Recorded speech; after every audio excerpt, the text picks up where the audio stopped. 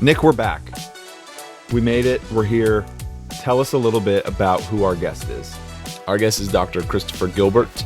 He obtained his Bachelor's of Science at the University of Washington and then went on to get his MBA at the University of Puget Sound, and then went on to get a PhD in Organization, Management, and Leadership Ethics at Capella University. And he's been global faculty at the University of Washington. He's worked at several different institutions, and he does a lot of consulting work more so now recently, and most notably worked for a project with the Bill and Melinda Gates Foundation. And Brendan, you want to update us on some of the topics that we discussed and then maybe some of his current work?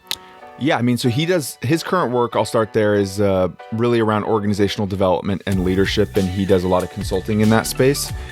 He also wrote a book called The Noble Edge, and it's really grounded in figuring out ethics, and that's essentially what our conversation revolves around. We dive deep into ethics and more broadly what drives ethical decision-making in people in a lot of ways. And it's a really fascinating conversation to hear his perspective. And we get a little bit into spirituality because it has a huge impact on people's ethics and where they're coming from in that space. So really fascinating to hear what has kind of led him to forming some of his beliefs he has that he then puts in the Noble Edge. So we think this is a good episode that will add on to our previous episode with Dr. Richard Schell talking about leadership and management and decision-making and choices. So we hope you enjoy this one. Sit back, relax, and enjoy the show.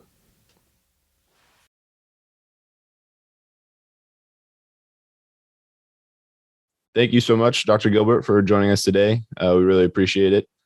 We'd just like to get started by having you introduce yourself a little bit, sharing as much as you'd like about some of your background and how you got into the work that you do today. Absolutely. Thank you. It's a real privilege to be able to chat with you two today. I don't think I'll go all the way back. I'll just kind of start where the college and career starts. I actually got a bachelor's degree in geology. And I spent a lot of my time, about 3 years, as an engineering geologist up on the North Slope in Alaska, not looking for oil, but looking for gravel construction materials.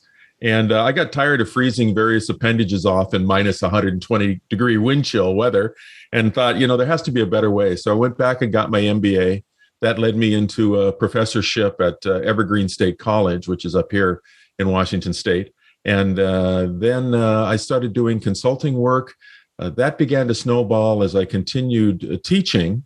And I started teaching in graduate and undergraduate business courses. So that's what my major really was with the MBA. And I just noticed as I was doing the work that somehow or other there was a disconnect with the students that I've seen later as I've done work in boardrooms as well as classrooms between the things that they were picking up and thinking about when it came to ethics and moral development, and the way they were sort of absenting themselves from those equations, case studies. And I'll talk about this a little further a little later. But, as they read and study about high profile cases of CEOs and companies that were making terrible gaffes, I recognize this, what I've come to call an ethics out of body experience.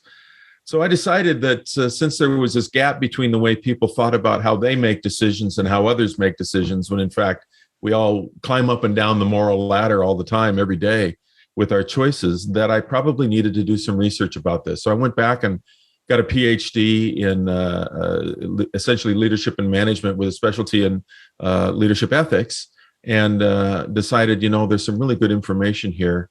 And I really set the course to do the work that I was doing in different corporations around the world that I've had the privilege to do. And also plant the seeds of the book, The Noble Edge, that I wrote, and it's recently been released. So that gives you a little bit of my background or trajectory anyway. That's how I got where I am.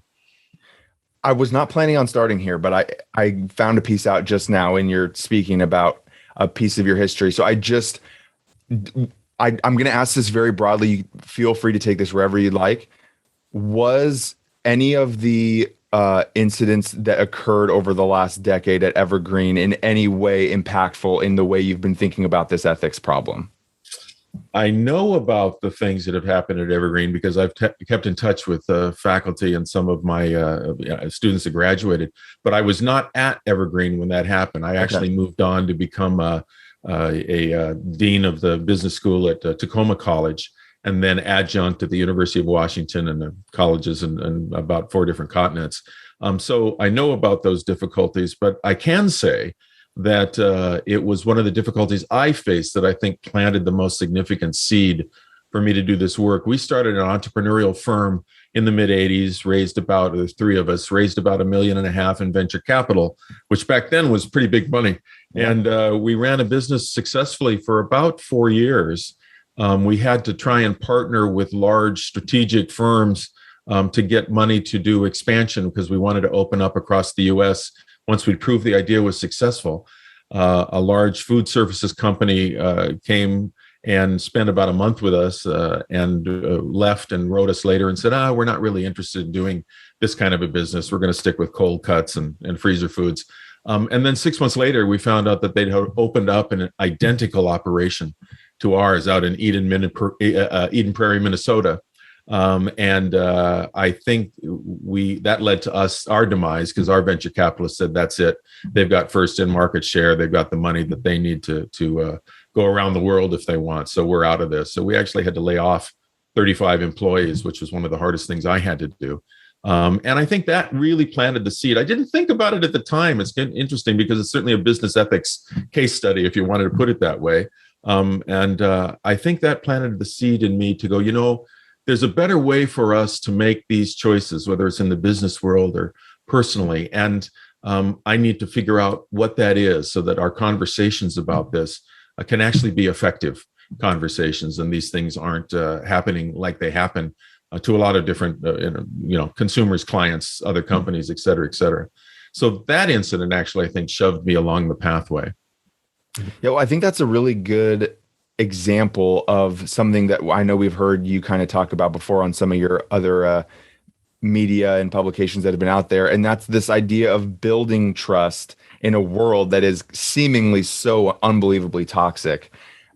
And like that case study you just shared, I mean, that's an incredible example of, business practices that are extremely unethical, essentially just stealing the idea, paying for you to consult and then taking it for themselves so they can, maximize their end of the deal. How do you see the landscape of like that trust toxicity relationship going on in the world right now with how it pertains to business, I guess? Yeah, that's a great question. And this has been a particularly toxic moral era. And of course, I didn't write the book knowing some of the things I know or witnessing some of the things I've witnessed after the last number of years. So it's actually, I think, in some ways more appropriate because the objective of the book was to create a conversation with people and among people about how we make better choices and that we're building trust and not eroding trust. And if you think about it, in my different seminars or presentations or keynotes, I'll ask facetiously, I'll ask humorously, I'll ask the question, okay, you all knew this was going to be a talk about ethics. How many of you came here today because you're unethical? And of course, no hands in the room go up at that time. And I say, that's right, because we all live by the highest standards, don't we?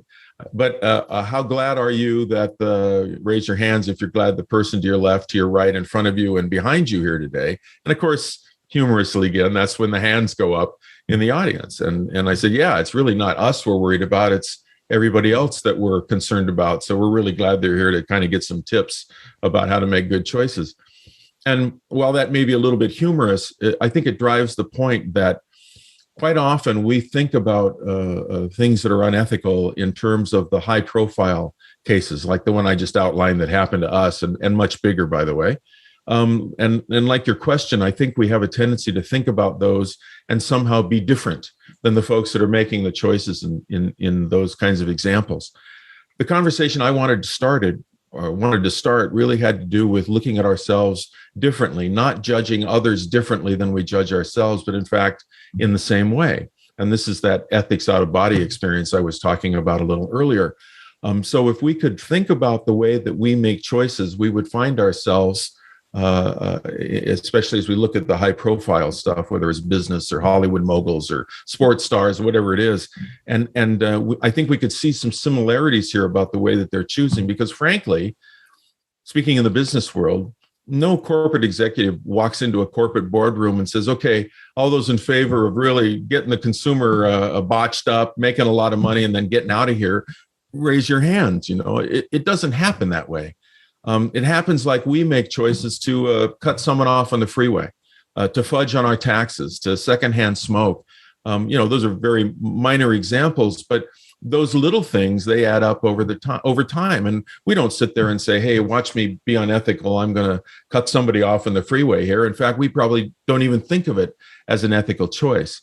So too, these high profile folks, maybe they know they're breaking the law, but somehow they're able to rationalize that choice as something that's going to be beneficial either for them or for the company or for the stockholders in the future. And that's exactly the same thing we do, granted with much more minor circumstances usually. And so I really wanted people to begin to think about that way of making choices is really the way to think about ethics. Yeah, I'm curious about what your thoughts are on how we got to this extreme of like really picking like money or advancement over people. Like what led to some of this like divisiveness in terms of like maybe questionable ethics or not leading with our ethics? A great question. We live in a society that highly rewards people based on how far they've succeeded in our eyes, what their material wealth is, how popular they are. None of those are very good, solid ground for making ethical choices. Because quite frankly, if we're rewarded for that popularity or seen as somehow esteemed for the things that we own, that's what's going to begin to drive us. And I think part of the difficulty that we see, and it's built up over centuries, not just in a few years. I think it's been exacerbated over the last few years, but I think we can see people headed that direction because that's the way they get rewarded. And they're also thinking short term. I think we have a hard time thinking about the long term of things.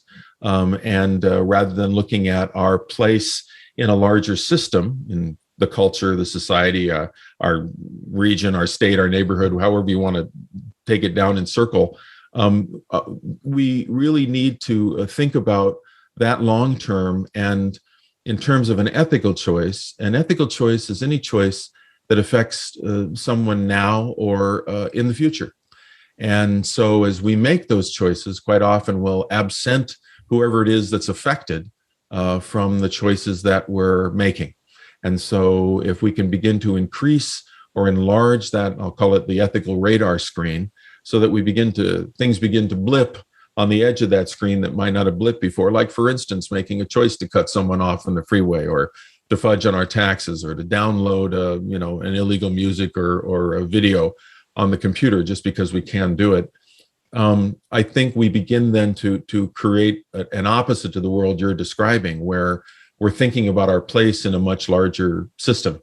And in the end, of course, we're not going to be healthy as individuals unless the system that we're in is healthy, right? This is systems thinking. It came out of biology. The idea here is that unless we're contributing positively to the environment that we're in, then in fact, the environment begins to die off, which essentially kills us off. So if we can think long-term, if we can enlarge our radar screens, if we can begin to think about the stakeholders in the choices we make, then it begins to shift. And we all have that capacity. We all have the capacity to be better tomorrow than we are today. And we exercise that in a lot of different ways every day as well. So we've got the skills, we've got the capacities, we just need to have the will to be able to do it. Yeah, I think you bring up such an important point, and that's the fact that like we've seen a degradation of this moral, like you said, it's been exacerbated in the last few years, this decrease in the moral and ethical, I don't know what you would call it, like the execution of morality and ethics as a society, maybe. How, if we were to evaluate society today and say like, hey, we're tending to do a lot less ethical behaviors now than maybe we had in the past. And maybe that's just because we're aware of them more because of media or whatever that may be. if we were to make the case that we are going to try and re-bolster the ethical foundation of society or a business, like an operating unit in a business or whatever that may be, how would you go about initially trying to restore the ethical foundation of a group of people to better and push them in the direction in which you're speaking? Because I think that's a big thing that I think about when I think about this moral and ethical dilemma. And I'm going to correct me if I'm putting words in your mouth. I think of moral and ethics as like so tightly intertwined that like I'm going to probably say morality and ethics, and I'm going to use them interchangeably, even though they're definitely not quite the same thing. But how would you lift a group up and create a foundation that can allow a group of people to move forward ethically in the right direction? Because I think that is, and I think you mentioned it in other places too, that we're a bit starved for that as a society, for like this, how do we get there? I guess that's my question, is how do we start pushing people that direction? Yeah, that's a really important question because it's an action-oriented question, right? We can talk about this in philosophical terms or around the edges, but you're absolutely right. How do people begin to make better choices? A part of it is what I've already stated, that we need to begin to think about making choices, and rather than sort of putting the unhealthy on a pillar and say, well, they could do that, and of course I never could. Being able to see the way that we make choices and rationalize is a part of it. The other thing that I think has happened is that somehow people have begun to believe, and this is again probably for quite a while, that ethics are iffy or they're gray. I think that's happened because we've sort of figured somehow that the great thinkers or academics or philosophers or someone better than we are actually has a better grasp on what's right and what's wrong. And some of them even talk about the fact, oh no, it's all gray and it's somewhere in the middle. And I think we've learned over time that somehow other people can figure out how to make better choices than we can. And it's not true. Someone using the phrase that ethics are gray, it's like, use the example, it's like using the phrase, I'm sort of pregnant, or I sort of voted, or I'm sort of human. When in fact we know you are or you are not, you did or you did not. And ethics are there to tell us right from wrong, the black and white of it, right? Now, I don't misunderstand me. I think that it's very important to know or to believe that the situation can sometimes make it very difficult for us to see what the right or the wrong choice is, or in certain circumstances, the outcome winds up being so reprehensible or so costly, you can't make the best choice. And that has something to do with the system that we're in. But in the end, an understanding that ethics are there to tell us what's right and what's wrong, I think is a really important step towards the question that you're asking. And in the same breath, not to diatribe here too much, I think it's much more effective to think about ethics more like the guardrails on the side of a bridge than a set of laws or sins or philosophical arguments. Rather than those things, I think it's very actionable to think, if we thought about a bridge, especially something that was suspended high, not having guardrails on the side, I'm sure many of us, perhaps not all of us, would drive very cautiously across that bridge, especially if it was a windy day or it was snowy and it was raining. You think about it, those guardrails are actually a privilege. They allow us to drive as fast or nearly as fast as we want to in the same direction, all of us going the same direction. And we don't have to worry about falling off that, the open side of a bridge that doesn't have it. I think it's far more effective to think about ethics like those guardrails than it is to think about ethics as some sort of a philosophical framework in which to make choices. I know I'm going on here. One of the things that my research demonstrated as I was trying to figure out how we have this different conversation and how we build trust, is that the people who have, received training in ethics, whether that's in the classroom or the boardroom, actually make lower level moral decisions than the people who have not received formal training in a classroom or a boardroom. You sort of scratch your head about that. It seems a bit counterintuitive, but it turns out the way that we meaning teachers and consultants and trainers, talk about this subject of ethics, we actually empower the folks that are going through whatever it is that we're giving them, teaching or training, They leave the door, and rather than choosing a framework to make choices, and by the way, some of those frameworks are mutually exclusive from one another, they actually walk out and make a choice and find the framework that says, oh, that's fine, that's ethical. And I'm not saying that we consciously go out and choose a framework. Oh, I'm going to be a subjectivist today and drive, wherever I want to and cut this person off. But at least unwittingly, we sort of look at ethics and go, oh, yeah, all those frameworks tell me a different way to do things. So ultimately, I decided both in my teaching and training and in this book, The Noble Edge, to really spend some time talking about a very different model upon which to stand to make choices. And it's a much clearer model. It's a much more actionable model. And I think it really tells each one of us, whatever choice we make that does have an impact on somebody else, I know exactly where it is that I'm standing. I won't go into that model unless you want me to, but I better take a breath here and let you ask questions, or this will look like a lecture rather than a conversation. No, we love it. Yeah, I think it'd be great to go into the model. And I think before even doing that, maybe even why the Noble Edge? Like, why the title? Like, what led to that? Pardon me. I think people are familiar with the cutting edge and the leading edge and the competitive edge. Those are really rarefied spaces where an advance in technology or the way that we think about something or a technique or a training actually leads to some sort of a leap forward and doing things in a different way than we did before. We think of it more in technological terms now than others, but there are lots of different ways that we make that leap. So by analogy, the Noble Edge is meant to be that kind of an advance as well, only in this case, it's an advance in our character.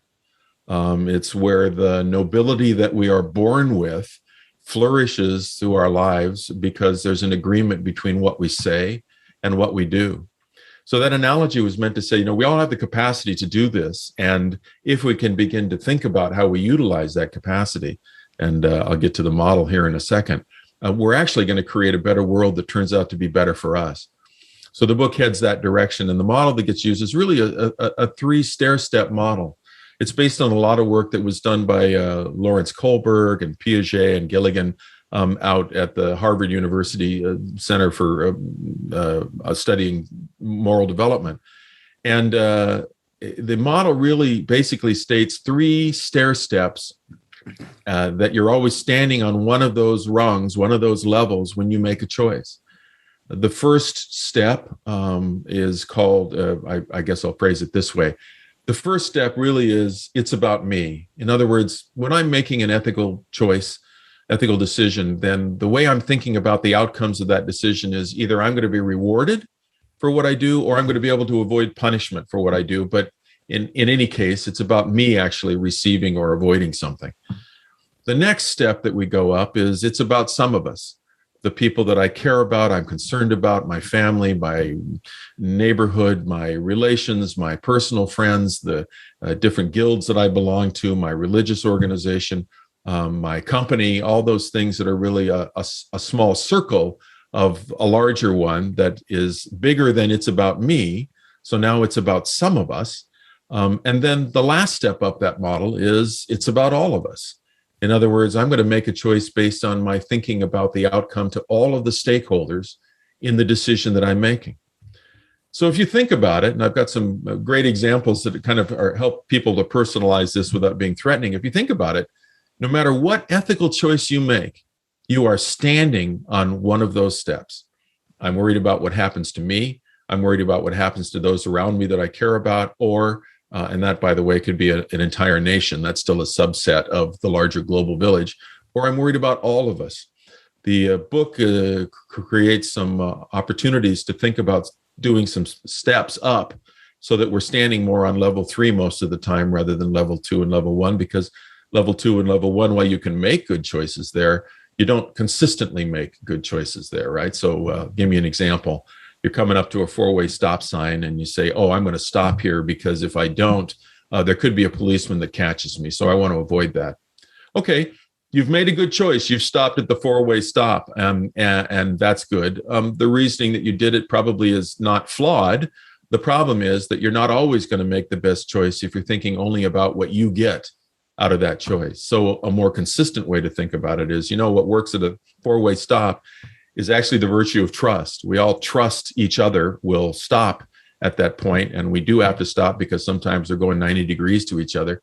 But once that's happened and I've done my stop, I get to go through it, and that works for me for a lot of reasons, and it works for others for a lot of reasons. So that's really the basis of the book, is to try and think about going up those different stair steps. Yeah, I really think that's so valuable. Going through these 3 steps, I can see how they're so relatable to so many different aspects of life, like with relationships, with these ethical, like business decisions, with just every decision we make. And I think it's easy for us to neglect what these implications have of staying on the first step, staying on the second step. And once we do bring these to consciousness and awareness is when we're like, okay, maybe we should make the 3rd level decision. So I think it's a great way to lay it out. And that example just like hits home for me. It really does. One of the things that, because I've done these trainings and worked with businesses in different parts of the world, I've tried to come up with universal examples, small ones, relatable ones, and non-judgmental ones about the way that we look at choices. Because again, part of the problem is we judge ourselves differently than we judge others. And one of the things I found is pretty universal around the world. So I've been on 4 continents. I guess I haven't seen them all, but is the idea of grades in school. Right. Almost all of us have gone through school of some sort. Almost all of us have been concerned about the evaluations or the grade that we get afterwards. So the example I use is I say, let's place you in my classroom for a while. So I'm teaching you. We've come up to the midterm or the final exam, and you take it, and you're hoping you'll get an A, of course, and you get it back. And when you get it back, you find that you've actually gotten a B. But as you look at the test, you discover that the reason you have a B is not because you made some wrong answers, but because I made a math error in adding up the points. And I can look at you and ask the question, okay, so now what do you do with that? My guess is you're going to come running to my office, if you haven't come running to the front of the classroom, to say, hey, Dr. Gilbert, take a look at this. You added my points wrong, and I'm going to get an A now if you put them right. And of course, if I'm ethical, that's exactly what will happen. I'll admit the mistake, add the points, and you get your A. Now let's reverse it. Let's say you get that test back, and it's turned out that you've gotten a B. I'm sorry, you've gotten an A, the A that you wanted. But as you look at that test, you see that the reason you have an A is that I made a different kind of math error. That is, I actually gave you more points than you deserved because I counted things wrong. And so now I ask the question, well, what do you do with that?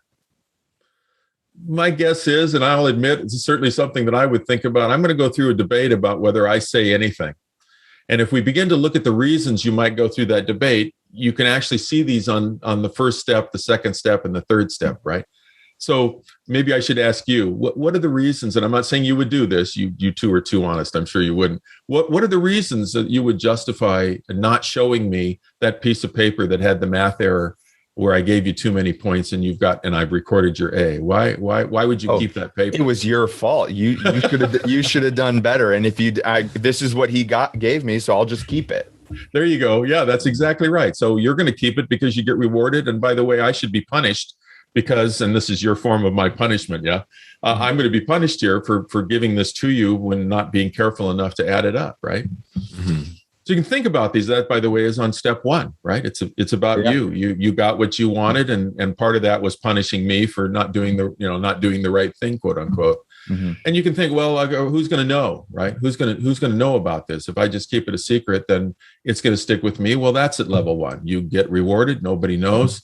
Maybe you were concerned about your friends knowing, right? So you're not going to say anything to anybody because if they found out, they might not be friends anymore. They want to get A's just like you do, and it's not a real fair thing that's happened here, especially if there's a curve in the class for your grade. Now, we could all have a big discussion here about the ethics of curving, but at any rate, so you might not tell them because they don't want to know.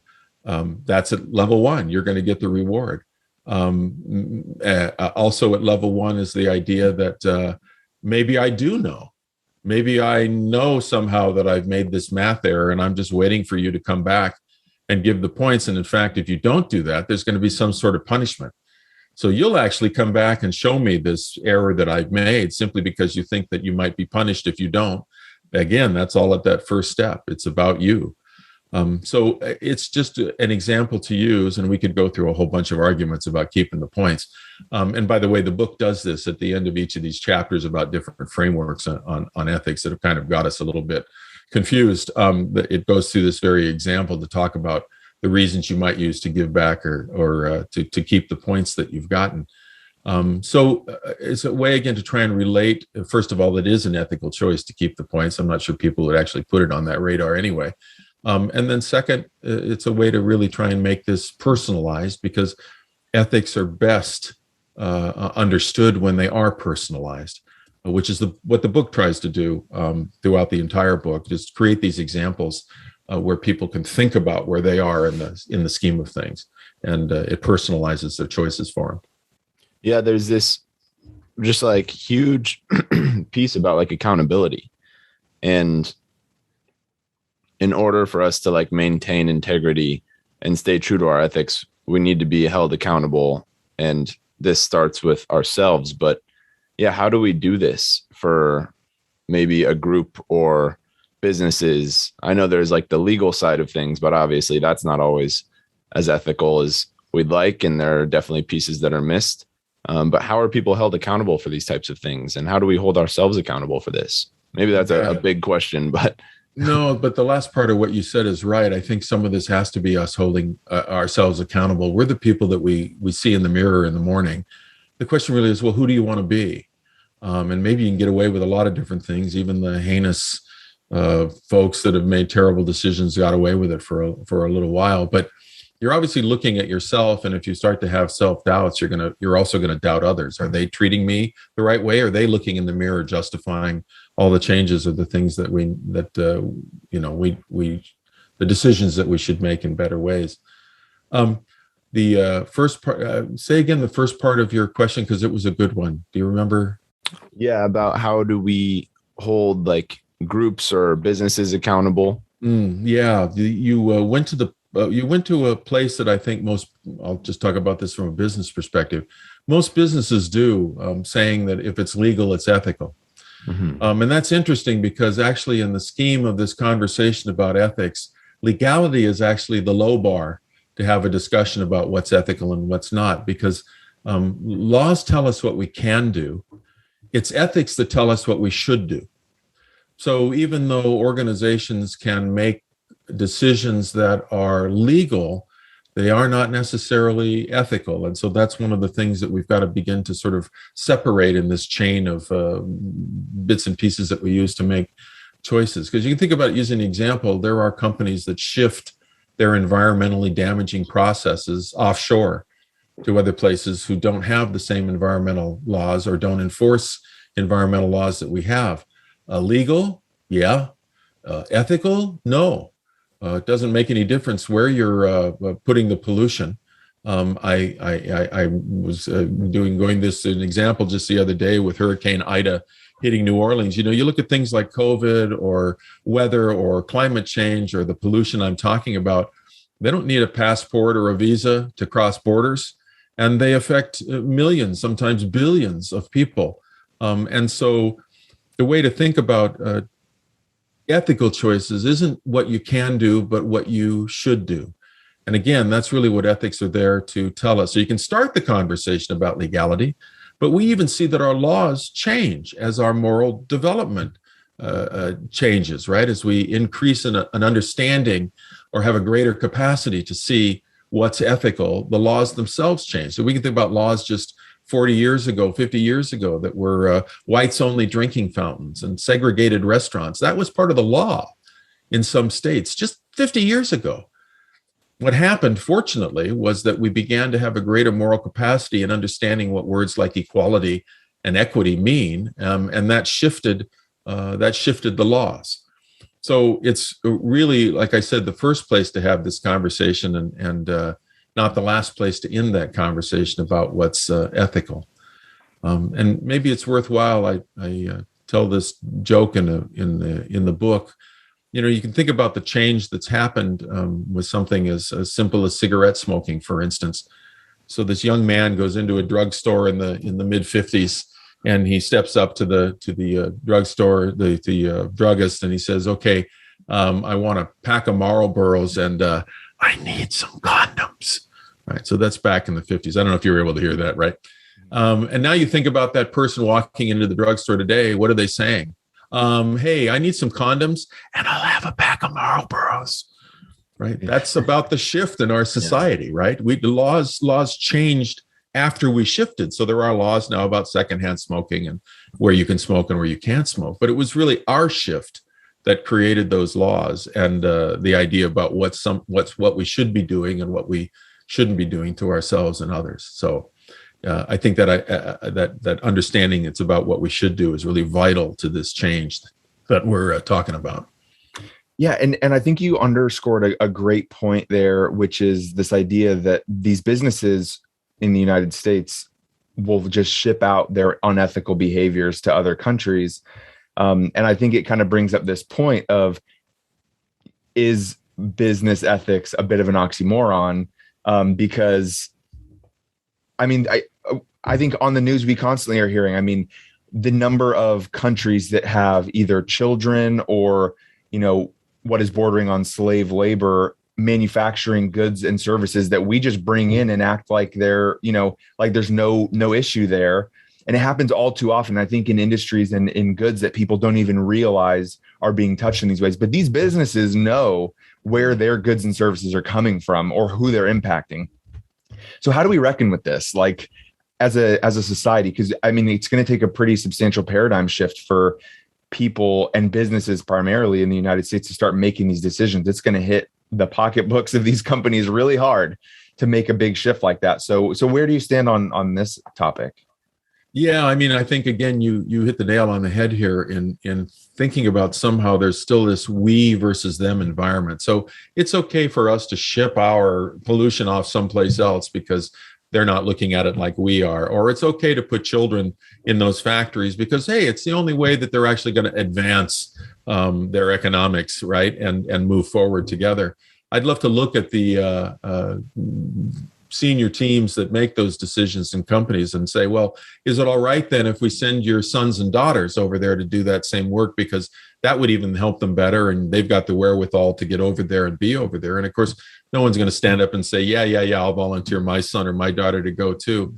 And by the way, I would be all for that in shifting to shifting, I shouldn't say I'm all for it, but shifting some polluting work that's being done by or pollution that's being done by a company to another country, as long as we made all of the boards of directors and their families live within about a 2-mile circle at the base of the smokestack. If they're willing to do that, I'm fine to have it happen, because of course, once they went down there and did that, they'd start making different choices about the level of pollution, right? So it's really this we versus them idea that I think allows us to do things like shifting our unethical practices or the practices that are legal here to other places. But it catches up eventually. It may work for a short-term period of time, and we may get cheaper labor on the products that we're trying to get out, and then turn around and, let's say, sell whatever it is. I'll pick on sneakers for a second, for $150 a pair here. But I look at even those companies, and I did some work with some of those shoe companies a number of years back when they were having some difficulty with this. I look at them and say, which would you rather have? You'd be able to sell a very small segment of a few economies, $150 pairs of sneakers, or would you rather have the 3.5 billion consumers in China available to buy your products, right? So we're not so much worried about getting the products to be more expensive and make them cheaply, but we're much more worried about opening markets and helping them get the wherewithal to be able to buy the products that you've got. Maybe they're not at the same price, but if you've got 3.5 billion people now that are suddenly a new market for you to sell, that's going to be far more lucrative over the long term than the short-term idea of trying to do these things. So you can actually work with companies, and many of them, if they're really interested in taking on better business conduct practices, you can really begin to show them by number how effective it is, or more profitable it is, or more efficient it is to maintain a level of ethics in the things that they're doing. The numbers are quite staggering. I won't go on too far here, but every year Ethisphere and Gallup does a poll that compares the top 100 most ethical companies with the bottom 100. and they look at it in a lot of different ways, but there's a 22% increase in profitability between the top 100 and the bottom 100. There's a 21% decrease in increase in productivity. There's a 37% decrease in employee absenteeism at these companies, the top 100 versus the bottom 100. We didn't have these numbers 25 years ago. So people were asking, can we really still make a profit and be concerned about the world or make better ethical choices? Now we've got the numbers, and they're very, very telling. The companies that create trust, either internally with their employees or externally with their customers and consumers, and maintain that trust, are far more profitable than the companies decide over the long term, over the companies that decide that's not an important or key issue in the things that they're doing. So I think over time now, we've got numbers that would demonstrate to these companies it's much more profitable for you to stay in an ethical boundary than it is to just think about shipping this stuff out over the short term and not worrying about what it's really doing to the standards of the world to do it. Would you say that that just jumps right back to that point of trust you were making before? I think that to me, it would seem like that would be the company that more people would want to look to for their goods and services if they know that if they're being ethical. Is that one of the differentiators that leads to that profitability, would you say? Or is there other factors that are playing into it? No, that's definitely one of the factors that does. And by the way, that sort of highlights, I'll say parenthetically, this idea that as consumers, we need, just like as electors, we need to be active in the things that we're doing. So we don't have to spend all of our time doing research about what these companies are doing, but we can certainly now, there's so much available information that we can tell the companies that are in fact thinking about social responsibility, sustainability, and ethics. And you can look at their employees, different surveys that are available about what's happening internally in these companies. So I think there is a part of what's going on that has to do with our greater awareness and more activity now in trying to understand the companies that are using, for instance, sustainability practices rather than those that are ignoring those things. And we've got reports that come out every year now. There are companies that are ranked. So that information is much more available now than it was before. And over the long term, aren't we going to use the companies that we trust? I mean, just let's talk about food products. Food is a very interesting thing to think about from a consumer behavior perspective, because it's one of the things that we are and always have been very concerned about. One of the reasons that McDonald's was so successful is that it was selling predictability all around the world. You knew you could walk into any store, get safe food, cooked the same way, that tasted the same way. And that was one of the things that was a major part of their global expansion, was that idea of safety. They don't advertise it that way, but if you're getting the same stuff here and the same stuff there, it's got to be safe, doesn't it? So you take a company that's involved in food service somehow, and by the way, that's what our company that we lost to another food service company was doing. Our company was called Cravings. We understood as we were doing different kinds of surveys about how important it was that the consumer trusts the source of that food, and very aware, especially as you're thinking about feeding younger ones that you're responsible for in a family, even more concerned than they might be for themselves about what it is that they get, where they're getting it, and whether the company is trustworthy to do it. So that's one example in food service, but I can't imagine that there isn't a level of trust needed for almost anything anybody buys. Mm-hmm. Yeah, I think to add to Brendan's point, and then what you're saying is I'm reflecting on this personal level as well, of like, we know what it feels like to make the wrong decision and suffer the consequences that we like to just avoid and push down. And this has happened on so many scales. Like, if it's just cheating on a test that you think is not going to be a big deal, and then you cheat on it and you're like, oh, I got this short-term gain of this grade, but is it right? Like, it doesn't feel right. And I think I've felt this in a workplace before, to where my values and ethics just did not seem to be in line with what the greater mission was. And it felt uncomfortable. Like, even though I was probably doing okay at work, doing good work, collaborating with team members, the overarching goal did not feel right. And so I felt like I had this disconnect internally, going to this place every day, serving this mission that I wasn't really supportive of. And yeah, I think this personal level, like this personal gut feeling, is so important in this process of, like, it really comes out of this trust with these companies. Yeah, I'll ask in seminars and classrooms, etc., what the most important human virtue is. And quite often, the answer is love. And that does distinguish us from other species on the planet in a sense, because it's not just instinctual love, it's actually a love that we share.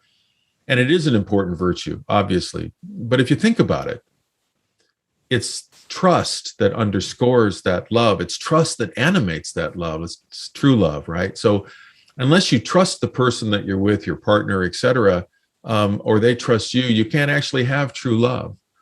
And if you look at all of the other virtues, you can really begin to see that trustworthiness is the foundation of all human virtues.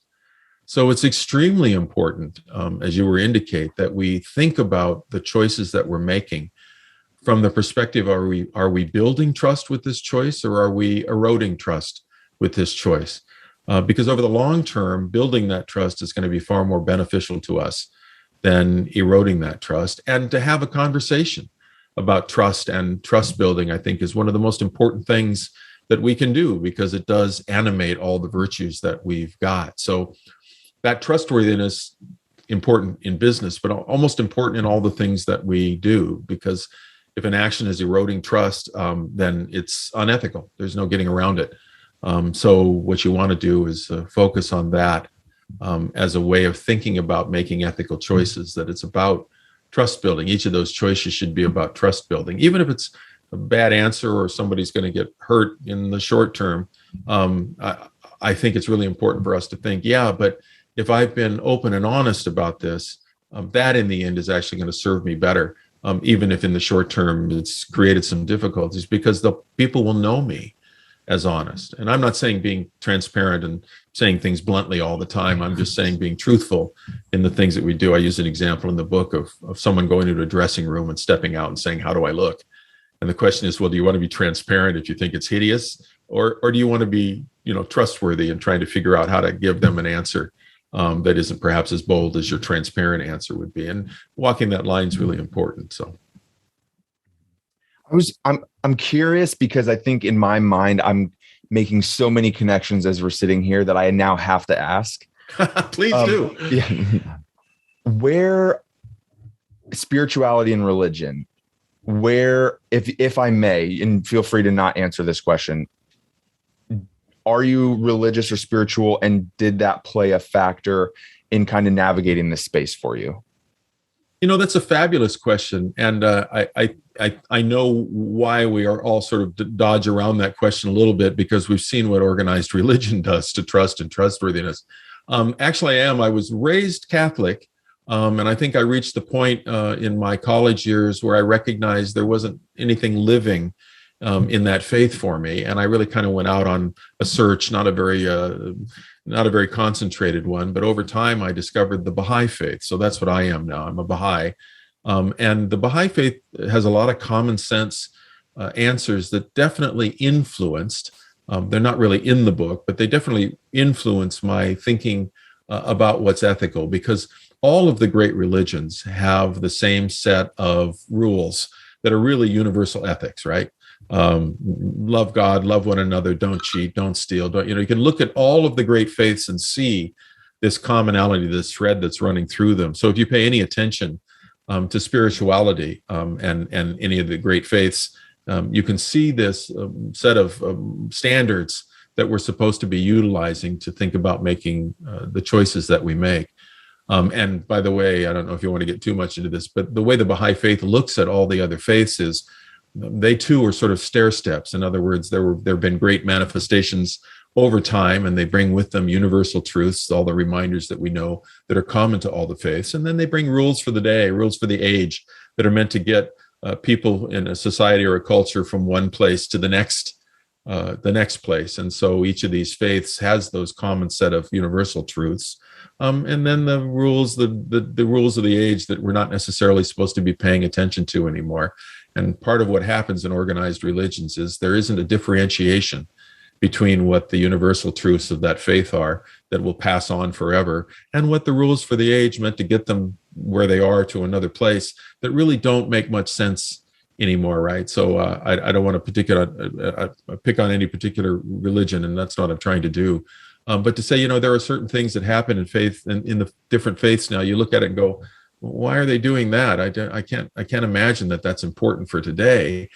And the answer really is, yeah, it's not. It was meant to be something that got them to another place, or got us to another place, before the next set of rules of the day arrived with the next teacher that appeared. So back to your question, I think my book is definitely informed by some of my understandings, both that came out of the Christian faith, but maybe more importantly, and to the issue of greater diversity and loving everyone on the planet, to the Baha'i faith that really taught me some things or different perspectives that I hadn't really thought about before coming out of the Christian faith. Yeah, I have a similar early life experience with the Christian faith. I grew up Catholic as well, and I would still say it's probably the predominant religious and spiritual lens in which I see things through, because I haven't ventured into many other spiritual.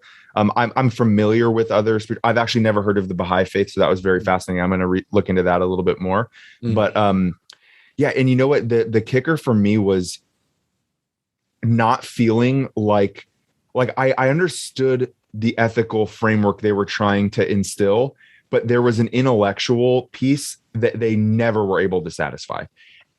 And I come to find out as I've gotten older, there is a deeply intellectual tradition in most faiths, actually, I would say, that I felt was completely, and I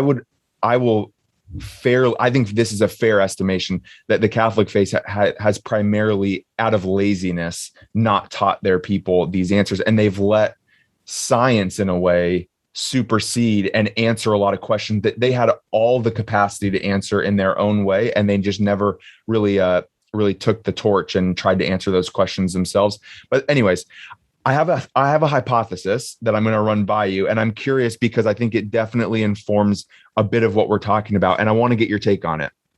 So my theory is that I think there's a big, like, this new atheist movement, and I think there's a big group of people who kind of push this as like a means for this kind of moral foundation in society, and like that we do not need the dogma that comes with organized religion. My hypothesis is that humans are innately spiritual and religious, and that I think that a lot of times the people who kind of push that like atheist agenda had a baseline upbringing within a Judeo-Christian structure that probably informed their morality. And without that, they would not have the moral framework to then be a good atheist. So I guess my theory is that the structures of religion, regardless of the religion, provide the framework. Kind of like you mentioned, they all have a shared ethic that's kind of intertwined within them, but pure atheism from birth does not lend itself to a positive moral and ethical behavior. And I guess because I think that the religions have shown a capacity to be transformative in the way that they can push people towards a stronger ethical behavior. Whereas if you just present somebody with atheism, there is no push towards any kind of common good. Like it's just it's absent of something that's, I think, vital in what we're trying to accomplish as humans and be cooperative and trustworthy. So that's my hypothesis, and I'm curious to get your take, because I think it's the reason I'm stating this hypothesis. I think it is a key piece of importance. Again, regardless of what religion or spiritual practice you behave in, it's of key importance to get the ball rolling. So, ready, go. Yes, let us reconcile the differences between. I love what you're saying. The Baha'i faith is set up as an independent investigation for the truth. So what you're saying, for instance, I think, by the way, for me, it's a wonderful truth. that there is something to all of us understanding our place in the universe, not only from a scientific perspective, but from a spiritual perspective, right? That this isn't all an accident, that there really is a certain creative logic here that really has to do with the gifts that we have. And by the way, the capacities that we have to understand it. So the Baha'i faith doesn't have any ministers or priests or rabbis or whatever they're called in the other religions. It's really up to us, each of us, to be able to take a look at this faith. Granted, we can get together and collectively begin to understand or ask questions about it.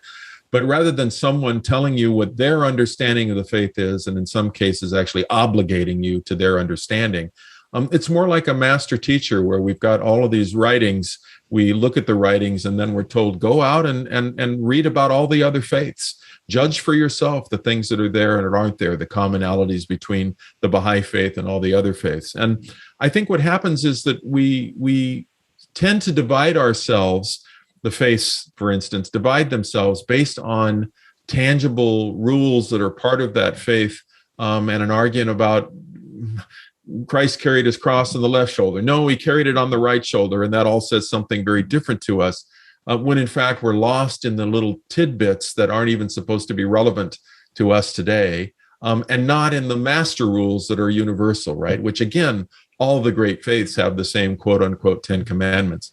Now, we may sometimes act as though Moses came down off the mountain with the 10 suggestions, but that probably gets us back to this idea of, our own ethical thinking, our own way of making choices. So I love your idea that you've put this hypothesis together, and it does your soul, who am I to say this? I think it does your soul great honor to try and answer that question. And I think you're absolutely right. Collectively, and we are collective. No person is an island. At least we're a peninsula of some kind. We're connected somewhere. Yeah. And understanding together what that connection means, not just to ourselves, but to the way that we work together, seems to be really important. If you let me diatribe on just a second longer, Please. I've had conversations with a lot of different atheists, not because I chose to go find atheists and talk to them, but some of my very dear friends have that point of view. And I sometimes think that way of thinking, of being an atheist, so no belief, really is more about a convenience, as in, I'm not going to spend the time to prove this to myself or not. And I ask those folks, okay, we have the science now to actually scientifically prove that your parents are your parents. So if you haven't done that, if you haven't had genetic testing, why do you believe they're your parents? And of course, there's lots of different answers. I'm in pictures, they've got my baby book, but it's all kind of anecdotal evidence. It's not scientific evidence that you actually are your offspring of kids. So I sort of look at atheism that way and say, well, there are all kinds of things around us that can help us prove that there is a God, and that there are things that happen here that are a part of a much larger plan that's going on, and we need to understand or work on understanding what that plan might be. But if you're an atheist, why haven't you had yourself genetically tested to prove they're your parents? My guess is because there was enough anecdotal evidence that you were fine believing that they're your parents. And so even though you could prove it 100% or not, it's not important to do that. So I kind of look at it and say, well, that's interesting, because it seems to me that idea of being an atheist would actually cross all borders. So no matter what, you would want the kind of proof you're asking for in this case, that there's a God and a supreme being, and that we're part of some spiritual connection with each other. You'd want the same kind of evidence for anything else that you had a question about. So why is this particular thing important that you can't rely on just anecdotal evidence? And I think there's more than that, but just anecdotal evidence, when you're fine with the anecdotal evidence for something as important as your heritage and who your parents are. So I think there's a way of thinking in there that somehow doesn't make rational sense to me, doesn't make logical sense to me. But I don't think most people or most atheists think about it this way. It's sort of ridiculous to suggest you need to have your, parents genetically tested or you genetically tested for that kind of proof, even though they're asking for it, in some ways. So, well, prove to me there's a God. And we have mostly anecdotal evidence to do that too. Yeah. And I guess the reason I kind of went with this religious question in the first place is that I've been fascinated lately as somebody who was brought up in the Christian faith and the Catholic faith of I've been really fascinated by this idea of like the Bible and the stories being more psychologically based metaphors for what to do in life. And the decoding of those metaphors are like just, again, these fundamental truths of like how to live the best life possible. So like we're talking about like, developing of the self, right? And that's like finding an ideal and like trying to live towards it. Like we're talking about that with like making one ethical decision at a time and letting those compound over and over. And, the Cain and Abel story and what it means to pick up your cross and like all of this other stuff. It's like, these are life truths that are in a book that can be used metaphorically. And when you put them into your life, you can live a better life. And that's kind of the way I've been using my Christian faith lately, I would say. And yeah, so I guess, yeah, I like the point that you make about the atheist lens too, because I guess I resonate with that too. Yeah. So thanks for humoring my religion. No, I think it's wonderful. And I think that search is a really important one to our lives, because it really is that search for spirituality in some way. And if you look at the great faiths as a progressive set of manifestations or progressive over time, you can also then understand, well, there's not just one library with one set of books, like, for instance, the Christian library, the Bible. You actually have libraries that are updated. So now you've got the Muslim library, right? Because Muhammad entered this world and he's got a lot of things to say. 50% of the Quran, if you spend time reading, is about the equality of men and women, which is really interesting. So you think, well, why in the world are they at that station where men and women are still far more disequal than they are equal? And if you really look at the background, so this has to do with that rule for the age versus the universal truth. The universal truth is that men and women are equal. The Baha'i faith looks at it like the wings of a bird. They're not the same. The left wing and the right wing are not the same. But unless both of them are pulling equally, society, civilization, we never get as far as we can. So of course, they should be allowed the same way to develop their capacities as the capacity of the left wing, if you were thinking about it that way. Why in the world is the Muslim faith in the condition that it's in? Well, I don't think I can answer that question. I'm not a theologist. But I can say this. When Muhammad was around, women were treated much worse then than they even are today. And they were burying their female children when they were born because they weren't as important or as good as a male child. They were doing anything to women that they wanted to do because there were no laws for women. So Muhammad basically said, listen, this is really important to this statement. Until you have laws treating men and women equally, you should keep them inside. You should cover them up so they're not a temptation, and make sure that you take care of them until you create those laws. Somehow, in all the translation, I don't mean that literally, but figuratively, the first part and the last part of that fell off. And it's a matter now of keeping them indoors, keeping them away from education, and keeping them, clothed head to toe. It makes a lot of sense if you look at it from the first perspective, that you need to create laws where women are protected and they've got the same equal rights as men do. And then, of course, when men take over, in this case, men take over a faith, and we see this in the Christian faith as well, what enters that is now the things that I want, the things that I need. And here is a vehicle for me to impose the things that I want that's going to get me someplace on others. And I'll use the faith, the rules of the age to do that. And I'll just drop off a couple of things to be able to do that, or I'll forget about the differences between the rules of the age and what the universal truths are. So what we need to do is help educate and help create laws that have to do with the equality of men and women. Then you can begin to see some of the other stuff that's not meant to be of this age drop out of the picture in my world. Yeah. Yeah, this is a very interesting point about kind of where we're at morality wise in terms of religion, because I think we are at an interesting place of like really starting to call out some of these flaws in our generation and just over like recent years. And it seems like we're starting to understand that there just needs to be the balance of, okay, you don't have to be so strict and so organized in this, and also you don't have to be so opposite of it at the same time. Like we can, like you said, do away with the things that aren't serving us anymore, not listen to those as much, but there are still these like this moral high ground that does teach us how to kind of navigate the world and navigate our decisions. And that seems like it's still so important. So throwing the baby out with the bathwater, right? Yeah. And it's hard. It's tough. You know, it's interesting. I think at the same time, and again, this is my perspective on it. It's like the world has been given a gift. I love millennials and the next generation after them because they're not eager to join something, and who that had common sense would not at least ask some questions about, especially when it comes to spirituality, what they're joining and what the boundaries are. I also love the idea that millennials almost inherently, and we do some work in my consulting company about this a lot with companies that are trying to figure out what do we do with millennials. But it's interesting, and we see this around the world, so it's not just a component of our culture here in the US.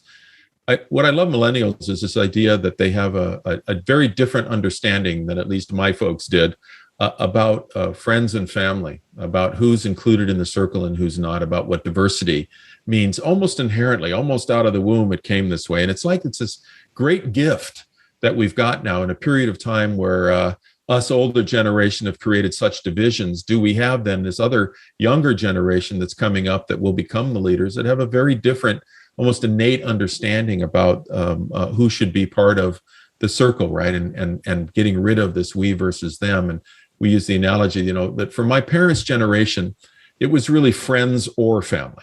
So like a Sunday night dinner, that would be family only, and you wouldn't have friends at the table. Not that we have Sunday night dinner anymore, but it was either that's the time for family and then there's a time for friends. It's friends or family.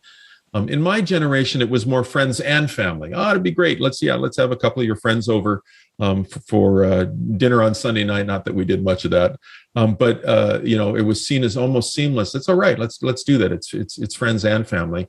For the millennial generation, it's friends are family. And so there's no distinguishing between these things. And you can see this is in the way that they form groups and associations. And we've got a technology now that's very different to make those connections, some of it good, some of it bad, depends on how it's used. But I think it's nothing by chance. It's not chance that at a period of time where we're seeing the greatest divisions, and we're seeing the greatest divisions because people who have been in those positions are losing power. And so they will struggle mightily and do more and more heinous things, whether it's a religious organization or whether it's a governmental organization. They'll do more and more heinous things to try and hang on to the power that they've had. But that means it's dissolving. That means that they don't have the power that they used to. And in fact, there's a new paradigm. You were using that word a little bit earlier. There's a new paradigm that's entering the picture. Therefore, they need to struggle to try and hang on to things. But it means it's going to switch. There'll be an inflection point where we see that kind of a switch. And it's interesting, you look at paradigms and the way they change. There are really three steps to a paradigm. The first step is they're ridiculed. So I'll use flat worlders and round world as an example, although we've got this interesting flat world group now that's entered the world again. But I'll use flat worlds and round worlds. You know, when the world was seen as flat before, centuries ago, when the round worlders started showing up, they were sort of ridiculed. What a joke. You got to be kidding me. Come on. You can't even prove it to us, right? And then what happens is it moves to the next stage, which is basically a persecution stage, where so many people start following the new paradigm. It's a threat to the people who believe and use the old paradigm. So, oh my God, all these round worlders, they're going to fall right off. All of our commerce is going to change. All these ships are going to head out to sea. I'm going to lose lots of money. Whatever it is, there's going to be a shift here, and we got to stop them, try and prohibit them somehow. And then the third step of that paradigm, once it's gone through that persecution phase, is almost a 100% understanding, even among the people who believed in the old paradigm, that, oh yeah, round world, sure. Oh, it's always been a round world. We really kind of knew that. They accept it as though it was actually part of their mantra in the beginning, even if they're the ones that were doing the persecution. So you go through this ridicule, persecution, and acceptance phase. There's a great book by Joel Barker called Paradigms, which gets into this, that each of these paradigms goes through. And I think what we're looking at now is a world where the old guard, and in many of these spaces, these organizations are actually trying to hang on to a power they don't have anymore. And they're doing more and more heinous things to do that. I think it'll get worse before it gets better. But ultimately what's happening here, and I'm very optimistic, is that we're getting ready for that inflection point. Not just in businesses and organizations. Some of that's already happened with the kind of sustainability and social responsibility work that they're doing now that they didn't do, 40 years ago, 45 years ago. We're really looking at a much better spot once the new paradigm has been accepted by the people, especially those of you that'll be into the spaces where you can actually provide some leadership. In fact, I'd make the bold suggestion that what you're doing with this podcast is actually about that.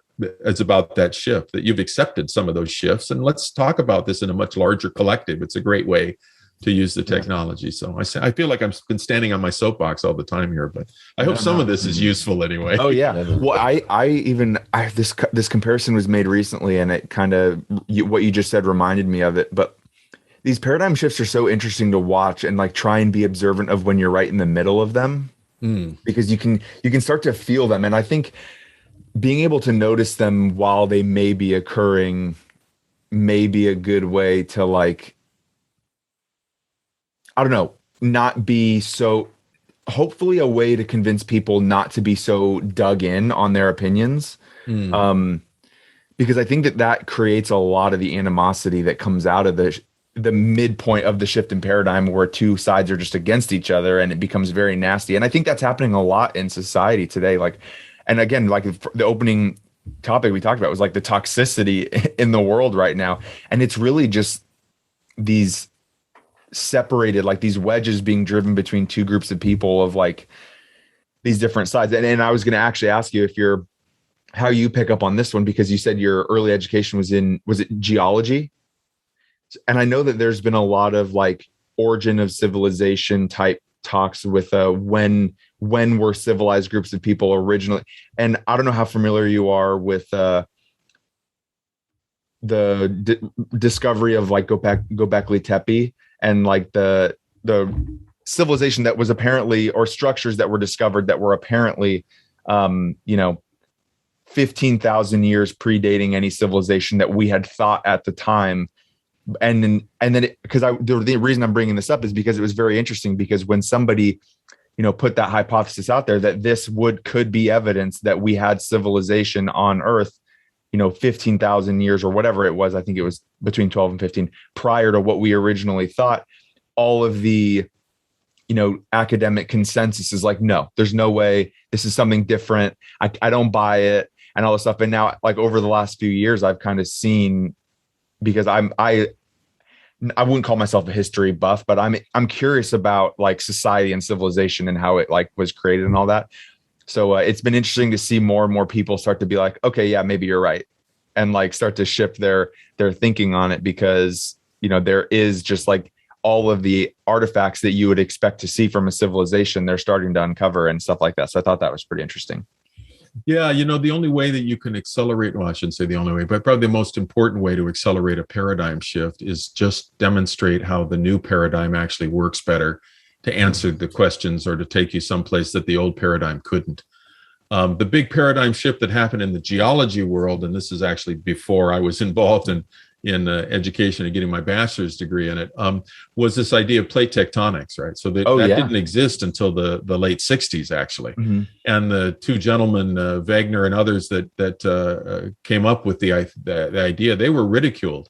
One of them to the point, I think, past his death, before geologists or the geotechnical world began to really understand what it was and understand it was actually the only way that the kind of shifts that happen on our planet have happened over time, like the continents drifting, right? They could never come up with enough energy in the planet to get the continents to float apart from each other until they discovered that ridge in the mid-Atlantic, where they saw magma coming out of the ridge and going off to both sides of the mountain, and discovered that each side of that ridge, the compass direction was the same, because the north and south have changed over time, over the history of the Earth. And so on parallel sides of this ridge did they find that it was pointing north, and then another layer a little farther away that's pointing south, and another layer a little farther away that's pointing north, that these magma, when it was laid down, that's when it takes on the magnetic direction of the Earth, that this magma on either side was actually taking on directions, and they realized it's spreading. it's spreading in the middle there, right? And that's really the whole idea of plate tectonics, is that these things that happen actually begin to spread and move the crust on the earth. So it was a big change, but at the time they were greatly ridiculed for the things that they were doing. And now, of course, it's accepted science. And so. Yeah. It's fascinating stuff. Yeah. I don't know how we got here from an ethics book, but I know. It's part of my background. Yeah. I think this is, or maybe I could tie this back in. Bring it on, Nick. Let's see. We'll see. I want to get your thoughts, good. Dr. Gilbert, but You get us back on track. I think we've been on track with kind of what we've been talking about. Because I guess my question is, like, why is it that we feel so uncomfortable or so wronged when we're presented with this different information? So like Brendan brought up the point of people proposing that maybe what the truth about like historical origins was a bit different. Like, why do we feel like we have to defend that so strongly? Is it because like we have this truth that we think is part of our like personal integrity and ethics, that we're like, this is right, this is wrong? And now that that's tested somewhat, we're like, okay, no, I need to defend what is right to me still. Like, what is it about us that wants to like hold on to that so tightly? Yeah, great question. I think there's an externality and an internality to your question. I think the externality is that the organizations that exist when we start coming up in the world and we begin to become aware of those organizations through association or education, that they themselves have set themselves up so that it's very difficult for them to shift. In other words, we're going to believe the old truths. This is what we do. Those truths are black and white. We've got the handle on the answer. And if we do shift, we're somehow going to lose the influence that we have, that we want. And so from an external perspective, I think we're sort of taught in the beginning, how can you have a religion that doesn't have priests or rabbis or some kind of a set of people that know better than you do? But when in fact, religion is really all about what we should know individually, and the way that we come up with answers is the best path towards that spirituality. I think internally speaking, it probably has a lot to do with us wanting to belong. We want to belong to certain groups, and if we set ourselves up with their paradigm, very difficult for us to shift our paradigm without being castigated or spat out by the group. And so we'll hang on to these same associations, even if they make absolutely no common sense. We'll hang on to it because we want to be part of a collective. And the fear of losing that collective or losing that sense of belonging is greater than the fear of actually thinking differently and coming up with a better choice. I'm in no position to judge who does this and who doesn't. I just think that's part of the reason why we see people hanging on so strongly to the things that, at least in these days, we don't really understand how they can hang on to, because we're like Alice. We've gone through the looking glass, and whether it was an external thing or an internal thing, we're all right on the other side with that paradigm. In fact, we understand that it answers a lot more questions and makes a lot more sense than where people are standing in the old paradigm. If I can use an example that's a little more tangible, this idea of to vaccinate or not to vaccinate, I think is in a sense, at least some of it is in that camp as well. I just wrote an article that appeared in Thrive Global this week called Ask Not What Vaccination Does for You, because it's really interesting to think about vaccination from an ethical perspective. A lot of the folks that are saying, if I get vaccinated, the ones that believe that there is a real COVID, if I get vaccinated, I'm giving up some of my rights, which I think is really an interesting position, because I don't think we have the right to actually create a sickness for others. And in a sense, that's what's happening. The Lambda variant comes because there are people that haven't been vaccinated from the Delta and all the other ones before that. And I guess I'm hearing now that there's what's the next one? Gamma, Epsilon. I don't remember the Greek alphabet. Whatever the next one is, part of the reason that this is occurring is because there are people that didn't decide to vaccinate themselves from the first one. And now we can see this virus change from spot to spot because it's still able to influence in a certain way. So I think that in the case of vaccination, the deeper paradigm here is about selflessness. So I'm going to have to, if I look at it this way, I'm going to have to give up something that at the first level, so here we go, it's about me, and begin to think at least about, at the second level, others around me, my friends and family. I think there was just a young dare I say, 5-year-old child or younger that died from COVID not too long ago in a family that hadn't been vaccinated. So at least I've got to step up to the second one. It's about some of us and think about vaccinating for that. But in the end, especially over the long term, we have to be at the third level. It's about all of us to be able to make the right choice about what we want to do over the long term for this pandemic disease, which will continue unless we do the right thing. So what we're being asked in the new paradigm, in a sense, is selflessness. And I say new paradigm in a sense because it's not new. We won World War I and II, or were part of the victory of those because people were selfless. And they didn't give up their rights. They gave up their choices to go over to Europe and fight. But there was much larger sense of, but this is an important thing to do because in the end, it's actually going to be better for all of us that we defeat people that aren't concerned about all of us, right? So I think what we're being asked, or what's being tested here, and nothing by chance, I think there's a reason for it, is how selfless are we going to be with something that in this case actually kills us?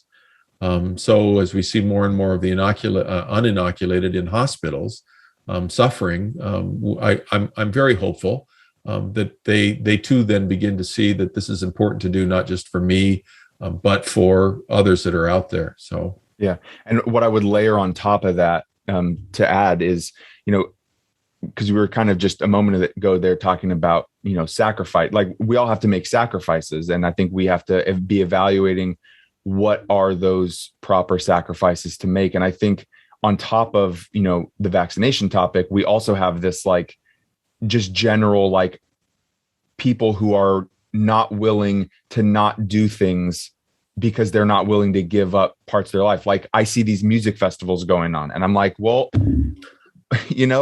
we're in the middle of this crazy situation. That's a sacrifice we have to be willing to make to put our personal life on hold for a moment because the general safety of the population is at stake here. And like at the very beginning in Florida, we had all the spring breakers who went out on the beach, and then that was a super spreader event. And like people just have to be willing to say, I really want to do that, but I can't right now. And I think if a combination of all of this stuff, is a necessary piece to like getting past this. But I think, people have to do that evaluation of like, what's the bigger impact for society rather than just me. We got to get off that first step. Mm-hmm. Yeah, I think it's very interesting. I used an analogy earlier in the conversation about a four-way stop. What works at a four-way stop? It isn't my understanding of in our state. It's the RCW's Revised Code of Washington, RCW 105. ... That's not what stops me at a four-way stop. What's working at a four-way stop is trust. I trust that you're stopping. You trust that I'm stopping, and that's how it works. Am I giving up my right to stop? No, actually, I'm increasing my ability to maintain my rights to stop because I'm being safe and you're being safe, and we trust each other. It's going to do it. And if you look at a world, that's how we make that kind of a choice, like a vaccination choice at a very minor level. But if you look at that world and say, okay, let's create a world where 50% of us don't believe in a four-way stop. I want to be able to what I want to do, and I'm just going to go through it because that gets me the quickest point I want to be. Well, it's interesting. We know how that affects us, the people that do believe in four-way stops. And quite frankly, it's going to hurt us because when we get to the stop, we're now going to have to wait a much longer time for any car that's nearby that stop because we don't know whether it's the 50%er who doesn't believe in the stop or 50% of us that does believe. We can't take the chance. We'll wait until they've gone through, and then we'll try and get through the stop as quickly as possible. But it's interesting. Even the people who decided they don't believe in four-way stops are affected because you've got two choices. You can either mash your foot down and close your eyes and go by chance that I can get through this and I'm not going to run into any of my non-believers. Or you're actually going to wind up stopping for a longer period of time than you would have, even as a disbeliever, because you don't want to take the chance of just mashing your foot down. And you're going to have to wait just as long as us four-way stop believers will for the people close enough and nearby to get through it so that we know whether they are the believers or not the believers. Our world is much better if we all believe that four-way stop and we all act with trust at it, because even the people that don't want to believe, the quality of their life is better for being able to do that, right? So in a very minor example, I think that's, I think for me, it's one way to think about this idea of getting vaccinated. It's about being selfless and creating a world that's actually going to be better for you if you want to stick at the it's about me level of moral, reasoning. It's still going to be better for you because in this case, of course, you're going to be able to do all the things that the people that are vaccinated can do, in addition to helping at higher levels of moral development. Your life is going to get better for being able to do this. The masks go away. The closures that are probably going to happen again won't happen. You don't have to worry about your children. You don't have to worry about the schools. Your life actually gets better when you think about that selflessness and maybe giving up choices, but not giving up rights. Mm-hmm. Yeah. I think this has been an awesome conversation. So you've talked about these 3 levels that you really highlight in the book, but are there some closing words or a takeaway that you really want to highlight to listeners or viewers about the things that you've studied, the things that you've lived, and the things that you wrote about? Yeah, the subject is a deep one, but the book, even though it's got research in it and some of these frameworks, is very accessible. It's meant to create an easy conversation to have. It's non-judgmental. I'm not sure I've been that way all through our talking today, but I try to be, because I think a conversation like this really needs to be something that's light to have, even though the subject is heavy. So it's spiced with personal stories, it's spiced with humor, and it's really meant to try and get this conversation to a different place. So I guess if there was one sentence to say, if people believe that we have the capacity to advance ourselves, and I would say that there's innate capacity that we want to carry a civilization forward somehow. And I'll say parenthetically, when you ask somebody, do you want this world to be the same for your kids, worse for your kids, or better for your kids? 99% of us say we want it to be better.